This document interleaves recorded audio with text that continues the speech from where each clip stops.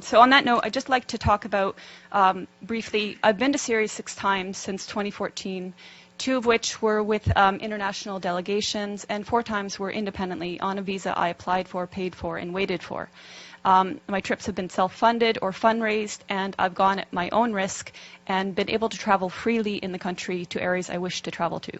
I've been many times to Homs, to Malula, to Latakia, Tartus, Siath, Sweda, and again, Aleppo 4 times.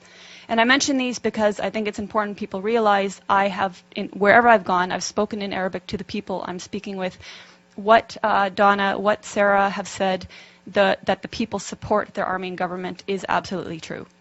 Whatever you hear in the corporate media is the complete opposite. And on that note, what you hear in the corporate media, and I will name them, BBC, Guardian, New York Times, etc., on Aleppo is also opposite of reality.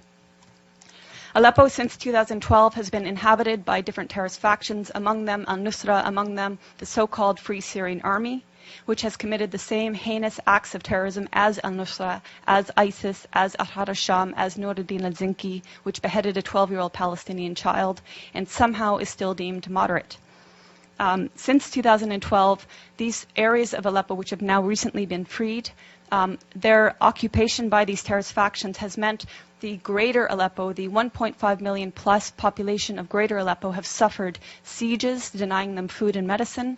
They've suffered for years a want of electricity and water, and they've suffered daily bombardment by these terrorists of mortars, of gas canister bombs, which are improvised and made locally, of water heater bombs, which are even more powerful and can level floors of entire buildings, of conventional weapons like Grad rockets supplied by the West, and etc.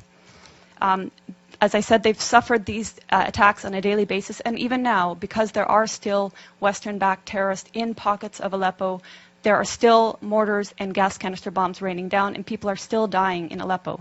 This is another reason why the liberation and securing of these areas is imperative, because that will actually bring peace to Aleppo. Now, my colleagues here mentioned the nature of unity in Syria and the fact that Syrians see themselves first as Syrian before any sect. This is an important point because our media and the Gulf media has made Syria out to be sectarian, which is something the Syrians themselves have denied. But it's a tool to make people confused. It's a tool to make people believe that it's Sunnis against Bashar al-Assad, when in fact, bear in mind that Aleppo is overwhelmingly Sunni and is with the government and is with the army and is suffering from the terrorists who declare that they are liberating the city in Syria. Other points about Aleppo are hospitals in Aleppo have been attacked. I'm sure you've heard in the media that hospitals have been attacked. Well, this media is referring to the pockets of Aleppo that were occupied by terrorists. And they have manufactured stories, and I can give you a precise account. In April of this year, there was a hospital called the Al-Quds Hospital, which in a concerted effort, all media said was attacked and targeted and badly damaged by either the Syrians or the Russians. In fact, the Russians had satellite imagery showing that this hospital was in the same shape that it was in October 2015. No difference. Therefore, it was not attacked. Months later, The Guardian, which is a prominent British newspaper, actually said the Al-Quds hospital that it had alleged months prior to be attacked and destroyed was treating victims of so-called chemical weapons attacks. So even the media that is lying is inconsistent in their lies. But there have been hospitals attacked. I went to the Al-Dabit hospital, which is in Aleppo City. It's a maternity hospital. It was attacked on May 3rd, and 3 women were killed. You would think this would be something raised at the UN or by so-called human rights groups, but it was not. In December 2013, the Kindi hospital was attacked and destroyed. It was the largest and best cancer treatment hospital in the Middle East. It was destroyed by al-Nusra terrorist truck bombings. And in fact, in recent media reports on Aleppo, again alleging Syrian or Russian strikes on hospitals, Fox News actually had the audacity to use a photo of Al-Kindi hospital and allege that this is in eastern areas of Aleppo and that this hospital had been attacked by Syrian or Russian strikes. This goes to show how much the media has been lying from the very beginning about Syria and continues to lie. When I went to Aleppo, I spoke with the Aleppo Medical Association. They comprise 4,160 active and registered doctors. More lies in the media have said the last doctor in Aleppo, the last pediatrician in Aleppo. Of these over 4,000 doctors, 800 of them are specialists.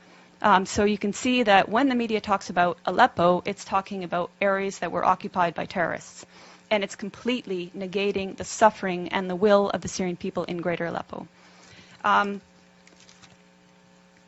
When I was in Aleppo in July, I got a taste of some of the bombings by these terrorist factions. There was an explosion about half a kilometer away at Hatat Baghdad, and I don't know how many people were killed that day, but it was close enough that it was a massive plume of smoke.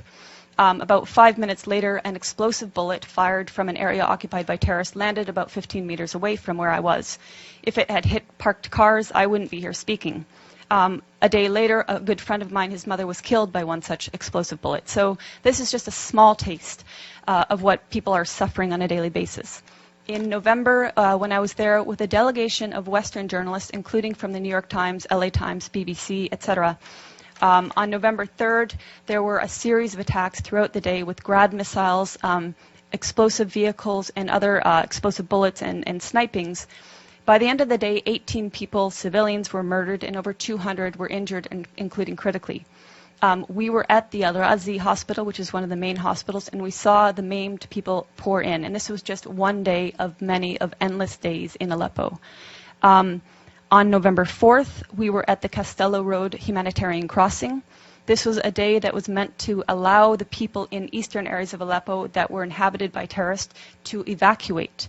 And this was not the first time. On prior occasions, the Syrians and the Russians had opened 8 humanitarian corridors to enable people to leave. These were attacked by terrorist factions heavily. Even that day on November 4th, the Castello Road crossing was attacked, twice with mortar shelling when we were there and 5 times afterwards. Clearly, there has been political will and intent by the Syrian government and its Russian allies to enable civilians to leave, to minimize any sort of loss of human life. Clearly, the terrorists that declare themselves liberators of Syria do not want people to leave. They've been holding civilians hostage. And if you're following reports that are not BBC and that are not New York Times, you will see countless testimonies of civilians, of the 100,000 civilians who've been liberated the last week, saying, thank God for the Syrian Arab army that liberated us, and the terrorists were hoarding food. They were preventing us from having food. This is all documented. Also documented are that areas in these areas occupied by terrorists, including a school, were housing chemicals used to make chemical weapons. And you could see also the gas canisters that were used to make explosive gas canister bombs. In fact, even when I was in Leiramun, we saw a factory in one of the buildings that was used to make gas canister bombs.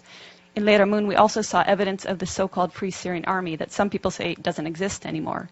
The 16th Brigades was active there. They had a cell underground, 3 stories below, that was perfectly intact in spite of aerial bombings above ground. And I make this point because people talk about the destruction in Aleppo as if the physical destruction matters. It's the people that the Syrian government and the Syrian people care about. And the destruction in areas occupied by terrorists occurs because the terrorists are bunkering below ground, come up above ground, fire their bombs on civilian populations, and go back below ground. So I just want to address a few other myths. Some of the myths that have been about Aleppo and Syria in general have been that the Syrian government and army are starving the population. Again, I refer to testimonies of people, even people I met with in November. I met with a family of displaced people from Al-Halak, which is north of Bustan al-Pasha, which was an area, both areas occupied by terrorists. At that time, when I met them on November 10th, he told me that they had fled along with about 40 others on about 20 days prior, and that they had tried twice prior to flee, but they were prevented violently so from doing so by the terrorists that inhabited those areas. This is the case. These are the testimonies coming out of Aleppo now. People saying, we tried to flee, they wouldn't let us, they shot at us. There are also videos showing people who did manage to flee coming under fire and the Syrian army actually protecting them, acting as human shields. So that's to say that what we've been hearing in the corporate media is not depicting an accurate image of what's happening in Aleppo. The corporate media is saying that the Syrian army is attacking people, and until today, the corporate media is maintaining this, even though the exact opposite is true. I would ask you to follow the voices of people in Syria who, like my colleagues here said, they want you to speak the truth. They're tired of lies. They're very well aware of the lies that our media is purporting and that our human rights groups are purporting. They want an end to the violence. They don't want this war to continue. They didn't ask for this war. But as my colleagues stressed, Syria is a sovereign nation. It has the right to fight against terrorism. And we know that 101 of 193 UN member states have sent terrorists to Syria to slaughter and destroy. So Syria is fighting a war against terrorism. It's winning in Aleppo, and hopefully either the terrorists will accept a deal to be transported out of Aleppo, hopefully they will participate in the musalaha, the reconciliation, will lay down their arms, will take the amnesty offered to them by the government, and which has been taken by thousands of former militants. And hopefully, above all, the U.S. will stop supporting terrorism and stop funding terrorism. And hopefully this new bill will take fire, will be supported, and actually it will be impossible to fund and armed mercenaries from FSA, Ahrar al-Sham, Nuruddin al-Zinki, and all the colors in between, because they're all the same terrorists. Yeah, thank you. Thank you, Eva. Very informative. Thank you very much. Now we are open to questions, if there are questions. The gentleman in the back. Thank you very much. I'm Christopher Ronneberg with the Norwegian newspaper Aftenposten. A question for, or two questions for Ms. Bartlett here. As a journalist, I'm sure you can appreciate getting other impressions than empirical impressions from the ground. When you talk about the Syrian people and what the Syrian people want, how can you quantify that? Do you have any independent surveys where you can actually document that? And secondly, you talk about the corporate media, the Western media, the lies, and all of this. Could you explain what you think might be the agenda from us in the Western media, and why we should lie, why the international organizations on the ground should lie, why we shouldn't believe all these absolutely documentable facts that we see from the ground, these hospitals being bombed, these civilians who are talking about the atrocities that they have been experiencing. How can you justify calling all of us liars? Sure. Thank you. I mean, there are certainly honest journalists amongst the very compromised establishment media. Let's start with your second question. So, international organizations on the ground. Tell me which ones are on the ground in eastern Aleppo. Yeah, okay, I'll tell you, there are none. There are none. These organizations are relying on the Syrian Observatory for Human Rights, which is based in Coventry, UK, and which is one man. They're relying on compromised groups like the White Helmets, which, let's talk about the White Helmets. The White Helmets were founded in 2013 by a British ex-military officer. They have been funded to the tune of $100 million by the US, UK, and Europe, and other states. They purport to be rescuing civilians in eastern Aleppo and Idlib, yet no one in eastern Aleppo has heard of them. And I say no one, bearing in mind that now 95% of these areas of eastern Aleppo are liberated. The White Helmets purport to be neutral, yet they can be found carrying guns and standing on the dead bodies of Syrian soldiers. And their video footage actually contains children that have been recycled in different reports. So you can find a girl named Aya who turns up in a report in month, say, August, and she turns up in the next month in 2 different locations. So they are not credible. The SOHR is not credible. Unnamed activists are not credible. Once or twice, maybe, but every time, not credible. So your sources on the ground, you don't have them. As for your agenda, not your, but the agenda of some corporate media, it is the agenda of regime change. How can the New York Times, I was reading it this morning, or how can Democracy Now!, which I was reading the other day, maintain until this day that this is a civil war in Syria? How can they maintain until this day that that the protests were unarmed and nonviolent until, say, 2012? That is absolutely not true. How can they maintain that the Syrian government is attacking civilians in Aleppo when every person that's coming out of these areas occupied by terrorists is saying the opposite? So that's with regards to your question on lying Western media. How do I quantify the support of the Syrian people? The elections. In 2014, the Syrian people held elections.